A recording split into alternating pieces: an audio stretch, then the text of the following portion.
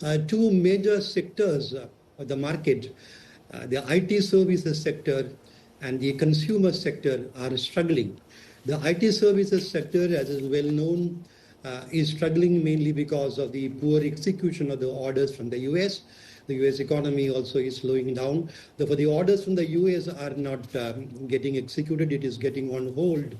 And therefore, there is only single-digit revenue growth this year. And the management commentary from the TCS results also is not very optimistic. So a major earnings segment is struggling. That is one of the reasons.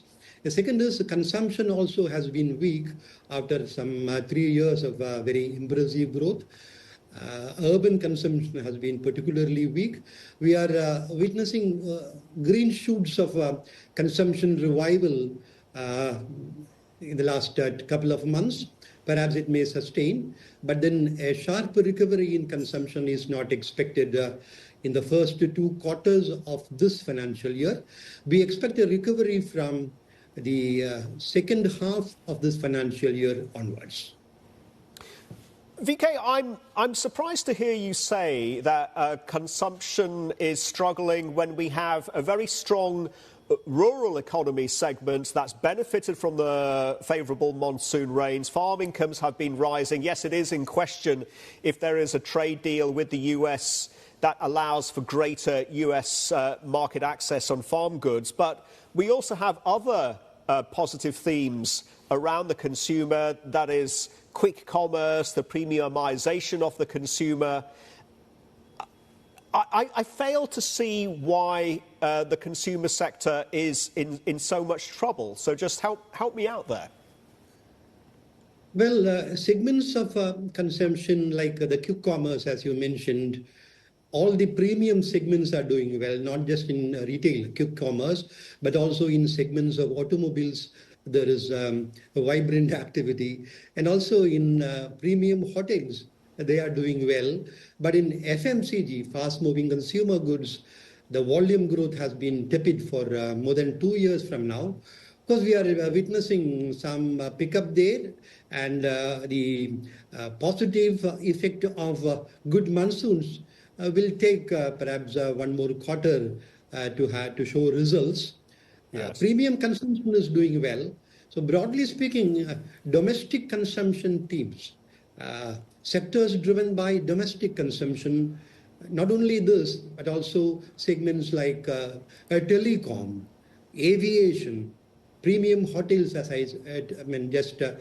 we discussed, premium segments of automobiles. These are all doing well, but FMCG is not witnessing any significant volume growth. So that is an area of concern. VK, we do have inflation prints, CPI data this week. If they are favourable and if they continue to show that inflation is under control, what are the implications for the RBI and their meeting in August, in early August? And is that going to give a boost to the broader market?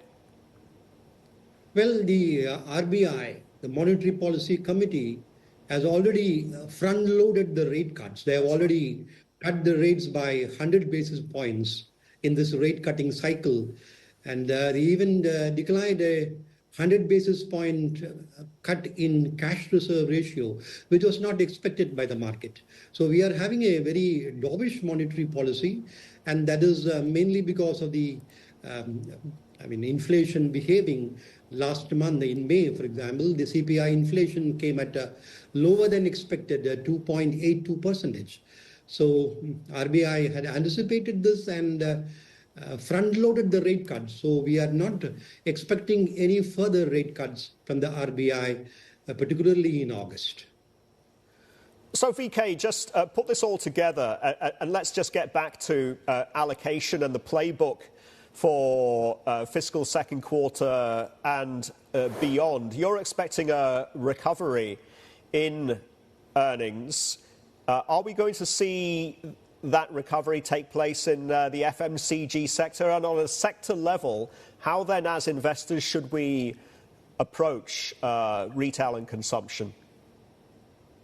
Well, the recovery will certainly happen from the third quarter onwards. There are green shoots already happening there. Then we expect a very smart recovery in the banking segment. Banking segment has been doing exceedingly well.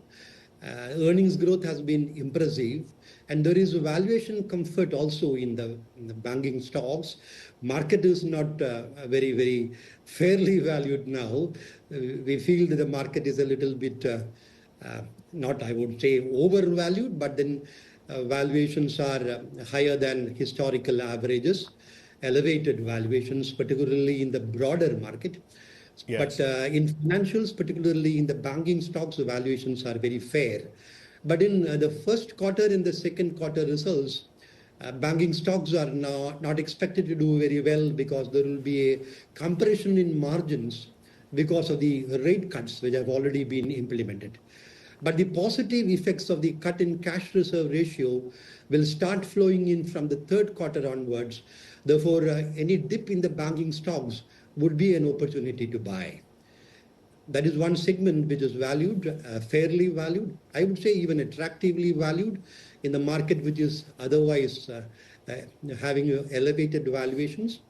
FMCG is not very attractively valued. Historically, Yes. it has been, having a premium valuations. But then in the context of the recovery there, we can expect improvement. Already the market is slowly discounting the recovery in the FMCG segment.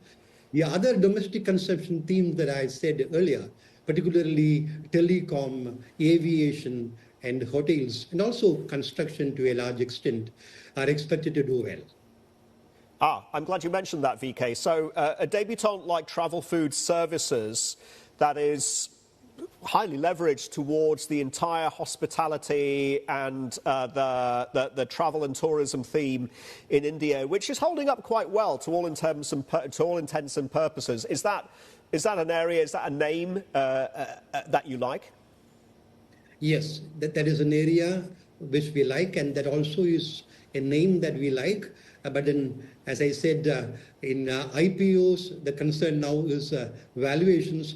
Our retail investors are a little bit irrationally exuberant these days.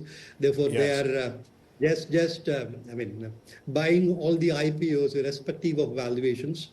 So we have been advising the retail investors to be more careful about the valuations when they apply for IPOs. Yes.